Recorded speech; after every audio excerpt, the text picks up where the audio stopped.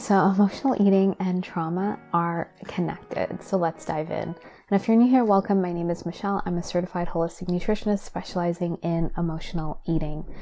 So I wanted to talk about emotional eating and trauma because I don't think it's obvious. It wasn't obvious to me when I was on my journey. And through reflecting on my own journey with emotional eating and helping clients, I've sort of put this together. Usually trauma is sort of a scary word and we want to run away from it. We don't want to look at it. And sometimes it can feel really obvious that, yes, of course, I emotionally eat because of trauma. But it can be more subtle than that. You don't necessarily have to have the big T traumas to experience emotional eating. So what is trauma? So trauma, it's on a spectrum, and trauma can be the big T events that we think about, like an accident, a divorce, a death, sort of those bigger things that happen. But there are traumas, small T traumas, that are about not feeling seen or heard or valued or validated. And those can seem small, but they're really significant. And it's usually the type of traumas that I'm seeing with my clients when we do the deeper work. So trauma is the result of feeling unresolved from an event. And when you feel unresolved from an event, that means that there are emotions that you haven't moved through, that you feel this sense of discomfort or distress after you've experienced something. And so that is what's creating trauma. And so when I'm working with clients, emotional eating is really connected to trauma. Emotional eating is a coping mechanism to deal with uncomfortable emotions, to deal with discomfort and distress, because we don't know how to move through it. So these emotions are unresolved, and when they get triggered, we go towards food. And this would have been something we did when we were really young, because if we didn't have the parents or caregivers to help us move through our discomfort or distress, to guide us through being with our emotions, to hold that nervous system in space, we wouldn't have been able to fully do this, because developmentally, we need our parents and caregivers to support us through this. And if you look around at our society, most of us did not receive this support, this emotional support. There are, and if we didn't receive it, that means our parents didn't receive it. And it's sort of, you can see this loop happening. But just because we didn't receive it and our parents didn't know how to give it to us, and this goes back, doesn't mean that we don't need it. This is a vital need. And so there's a very small percentage of people that grow up in healthy families that can meet these needs, about 5%, and 95% of families are dysfunctional. They're on this spectrum. So it's more than likely that this is what has happened to connect into your emotional eating. And so as we move through our emotional eating, as if we didn't have this from a baseline as a child, we wouldn't have been able to move through discomfort or distress as it came up. And so our brain started to, we don't want to feel the discomfort. We want to feel okay. And so our brain is really smart. We're going to find a way to be with this distress or discomfort, or try to numb out of it, or to cope with it. And so food becomes this really obvious choice, and we move towards it. And eventually it becomes an automatic pattern. So whenever our discomfort is triggered, we go towards food.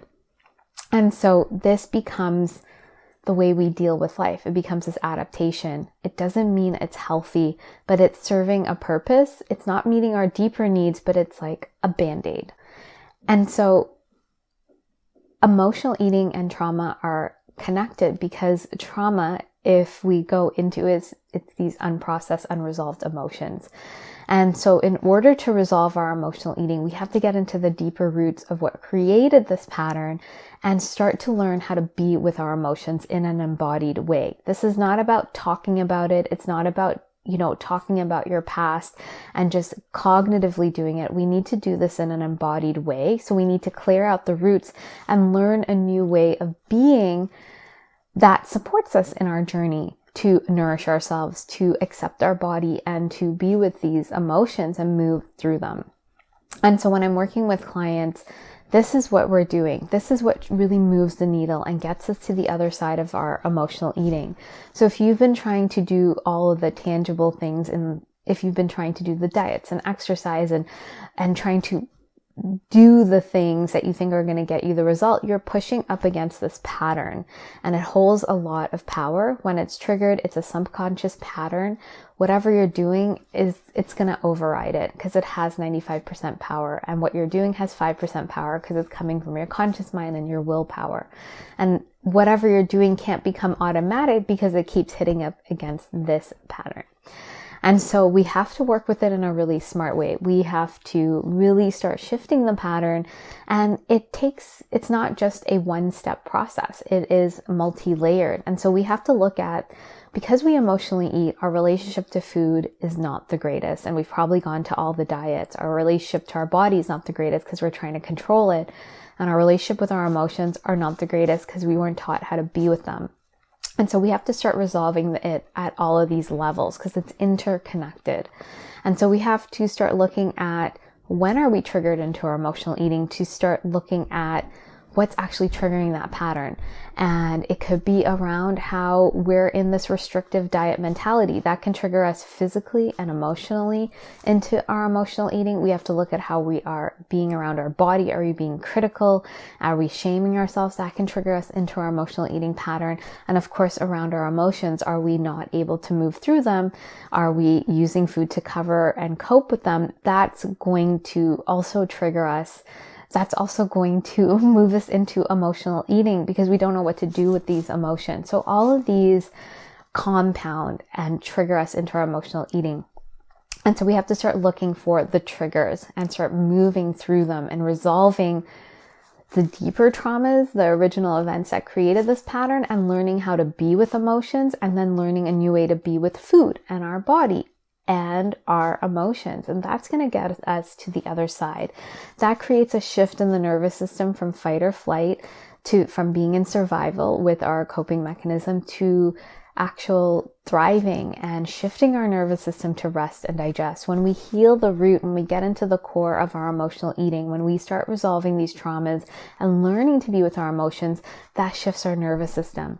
And that's going to create that ease and confidence around food and in our body and get us to the results that we want. It's going to, when we're in fight or flight, we are stressed, we have mood imbalance, digestive issues, weight gain, chronic issues, inflammation. And when we shift our nervous system, we're improving our mood, our immunity, our confidence, our self-esteem. We are releasing weight we no longer need. We're not going to be inflamed. It's going to shift our body. We're going to feel more confidence. So all of this is happening as we shift and move through this pattern. And so it's important to not be afraid of the word trauma. Trauma is it's an experience you had that felt unresolved. And so we have to go back and move that through our body and get to resolution. And that's going to be important in resolving this pattern, because in that process, we're starting to meet your true needs. So you're not going to go to food as a band-aid. And so if you want to get started on this process, the first step I recommend to clients is to start discerning true from emotional hunger and catching your pattern. And so I have a free guide that I also give to my clients. You can find the link below and you can download it and get started. And if you want to resolve your emotional eating in a sustainable way, I'd love to invite you to find out more about the Emotional Eating Evolution Program. This is my 12-week container.